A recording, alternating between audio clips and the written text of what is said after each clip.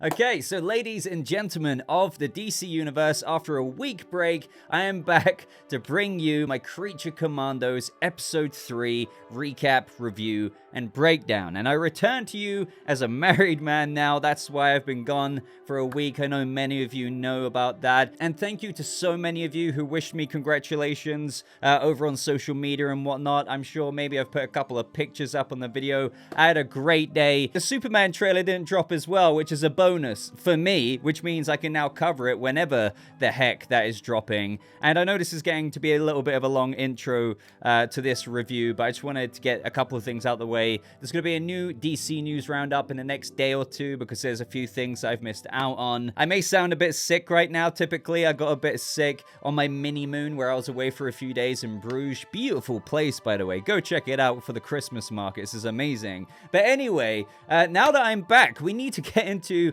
episode 3, Cheers to the Tin Man. Now, this episode, despite pushing the present day story along quite a bit with Cersei, I would say it's really quite an episode for G.I. Robot. Let's just say he got what he wanted, even if things led to a particularly sad end. So go ahead, leave a like on this video. If you do go on to enjoy this recap, review, and breakdown, I would greatly appreciate that. But let's just get into this. But actually, first, last episode, we can't forget how that despite the bride who gave this amazing fight against Cersei and her Sons of Themyscira, she ended up being thrown off the edge of Frankenstein's home, body pretty much kind of broken, balloons for arms, with Nina also without her helmet and suffocating. And so in episode 3, we pick up with Rick Flag Sr. and the other Creature Commandos in a bit of a panic while rushing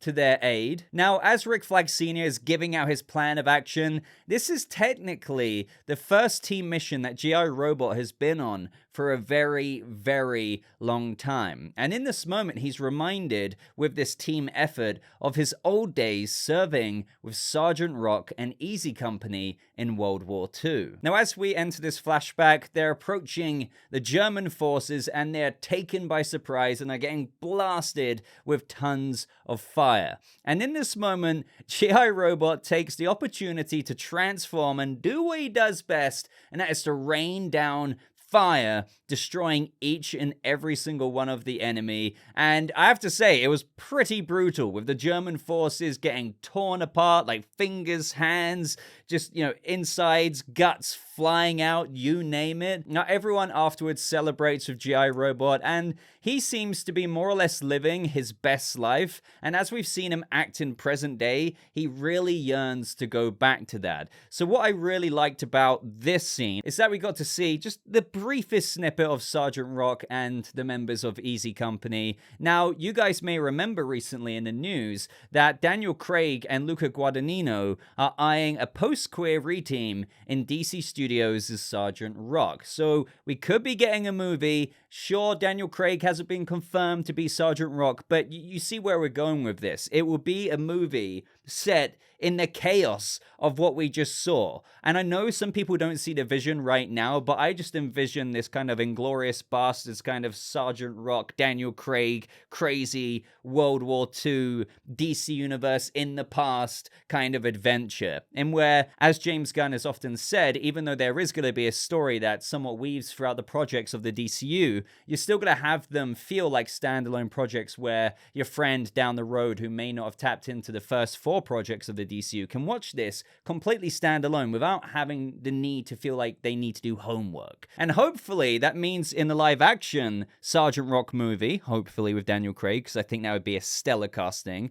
we'd see a live action version of G.I. Robot as well, considering the scenes in these flashbacks literally go back to the time of Sgt Rock. And so we cut back to present day and the Creature Commandos burst into Frankenstein's castle and find the bride tied up, and she tells them that Cersei and the Sons of Themyscira are gone. And well, it kind of turns out that they fell right into Cersei's trap, since they've now headed over to Princess Ilana Rostovic while the Creature Commandos were distracted saving the bride in Nina. Now, I love how G.I. Robot immediately goes after friend Nina, very happy to see that she's still alive. Also, you gotta love how, since Nina can't breathe without her helmet, G.I. Robot literally grabs her in the bath and just kind of shoves her into the van. Now, this is when we get another flashback to G.I. Robot being introduced on some kind of broadcast as the product of the greatest scientists in the US Army. Now, I don't know about you guys, but when he started scanning various people in the camera crew and the audience,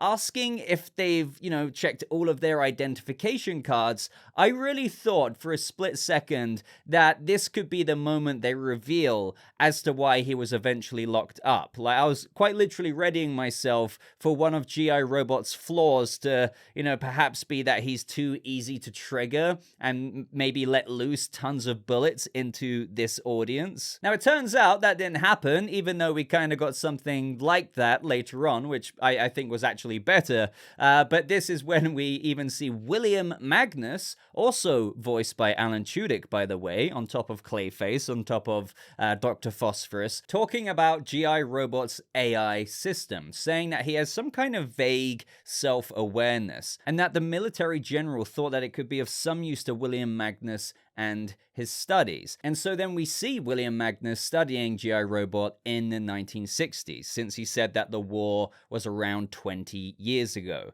And so he asks them, theoretically, if you had no directive, what is it that you desire? And it's super cool how it actually made G.I. Robot think for a moment, and he said that he wants to someday be reunited and see his boys from Easy Company. Now, what I liked about this is that it kind of showed that there is more layers to G.I. Robot's AI programming, showing, just his capabilities for self-awareness. Sure, he's very locked into his, primary directive, his core directive. However, if he got more experience, instead of being locked up all of those years and maybe, hung around with Nina a lot more and the Creature Commandos, he would have maybe, with the AI, but, being self-aware, would have learned more things. And that's just kind of a cool thought within the DCU, that as William Magnus is fascinated by, this is crazy stuff, like amazing stuff for 1943. And it was in this moment when G.I. Robot lists all of the Easy Company members, at least in this roster in the DCU. So of course,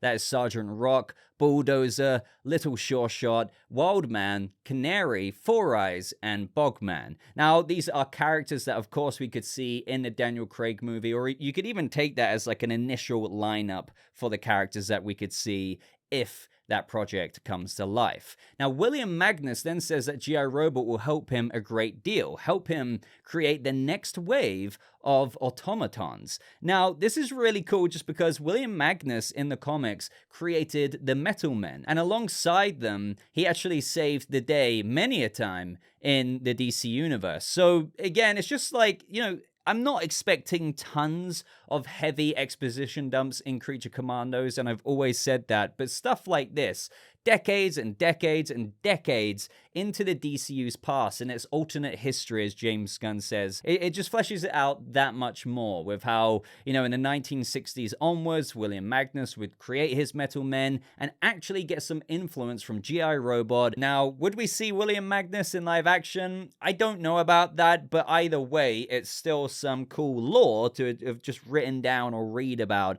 in our headcanon of the DCU. Now, back in present day, we're with Ilana, and she's warned by one of her knights, who doesn't exactly last too long, about being under attack. And so here we have the Sons of Themyscira and Cersei having stormed the castle. We have Ilana running all over the place, and she's almost captured by some of the Sons of Themyscira who are planning on doing some disgusting things to her. And this is when we have the Creature Commandos arrive in full force. Like, we get a good old Wilhelm scream, time, and they start decimating everyone. Phosphorus is quickly melting them. But then we get another flashback, and we see what happened to G.I. Robot all of those years later after William Magnus studying him. And it's kind of sad, actually, how he just ended up in like a old military memorabilia collector's shop, if you will. But we see this guy called Sam walk in and buy him and bring him back to his apartment, kind of making him a member of Sam's family, with all of the cats loving G.I. Robot. But this is when things, like, super ironically for G.I. Robot, take such a twist. And so Sam takes G.I. to meet some of his boys, who are all interested in making this country better. And when they go in, you know, you see a bunch of guys there. You know, some of them have tattoos, and things are starting to look a bit sus. G.I. is a bit like, okay. But they're gathered here for the cause. And we have that main guy being like, oh, we're glad to have a metal fist in the fight for what's right. And then when he takes a seat, it's revealed to be a meeting for the Hub City National Socialist Club. This probably couldn't have been a better day for G.I. Robot, inadvertently stumbling into something he could have a crazy, crazy party with. And so this is when we're cut back immediately into the battle in present day to, I would say, out of all of the episodes, one of my favorite needle drops in the show. It's a song called Coin Operated Boy, and it's just such a great moment for G.I. Robot's character that also, you know, obviously weaves back and forth into that flashback to the meeting and where he lets loose on everyone there. And he's also told by Rick Flag Sr. that, yeah, G.I., these are Nazis. And he gets very, very excited, and we see him decimate everyone. I think we even see some of William Magnus's upgrades in G.I. Robot that allows him to kind of, you know, take the fight up a notch, and he starts hovering in the sky, equipping multiple guns, rotating like 1,000 times a second, with bullets flying everywhere with precision accuracy. Like G.I. Robot, I really hope he's included in the live-action Sgt. Rock film, because could you imagine, again, kind of Inglourious Basterds-y like vibe. Maybe I'm totally wrong about that, but seeing him in action like that, I guess it could be before the upgrades that William Magnus gave him, but either way, it would be insane. And then on top of all of this just anarchy unfolding, we get just like kind of emotional flashes to him and Sgt. Rock and Easy Company in their time in World War II, and then to him being arrested, tried at court, meeting the state's current definition of a man, and then being sent to Belle Reve. And as he's sent to Belle Reve, we actually get a couple of crazy Easter eggs here for other, you know, DC characters that are canonically at Belle Reve, at least in the past. They may have broken out since then. So when we see him walk past some of those other cells, the first person I spotted, thanks to Doom Patrol,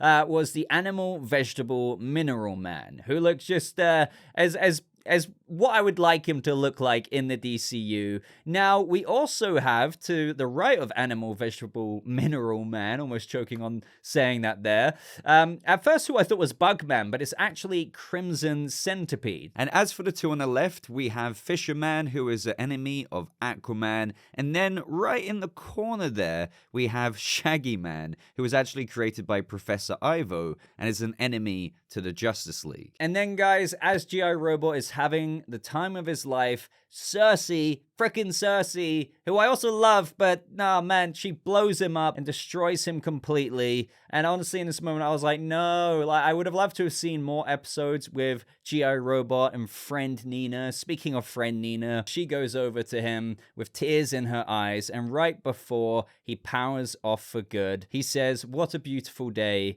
and cheers for the Tin Man." Now, I'm hoping that there's a way that he can be rebuilt, because he is a robot at the end of the day, and like you could just reassemble him. But then again, maybe he's been too damaged to his, circuitry or whatever. But also, when I was watching this for the first time a while back now, I kind of totally forgot that not every character might make it out of the Creature Commandos. Like, sure, it's not as, like, loose with the characters as the Suicide Squad is, but still, this is a Task Force M, and, stuff like this can happen, and it has to GI. But back with Cersei, now she heads right for Ilana and slams her around the place, and in this moment, the most unlikely person saves Ilana, and it's Weasel, kind of coming out of nowhere, tackling her out the window and clawing her and chewing off her armor and costume, just scratching her up, and then Phosphorus grabs his hand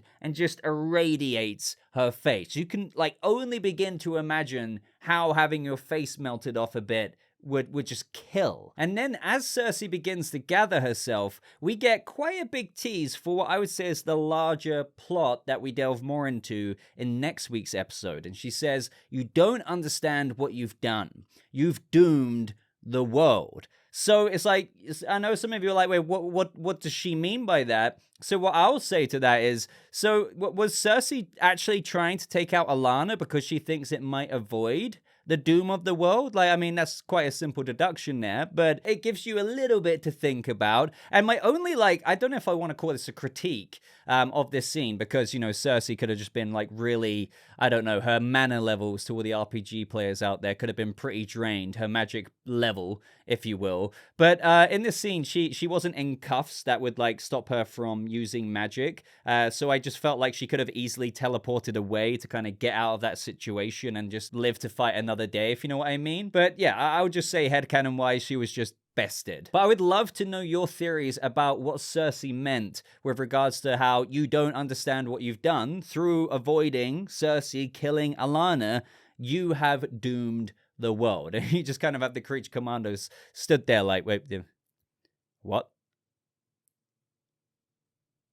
What? Now, I do realize after I uploaded my episode 1 and 2 review last week that there was a trailer for this season on Creature Commandos. Now, I'm not going to show that here. You can go look it up yourself on YouTube.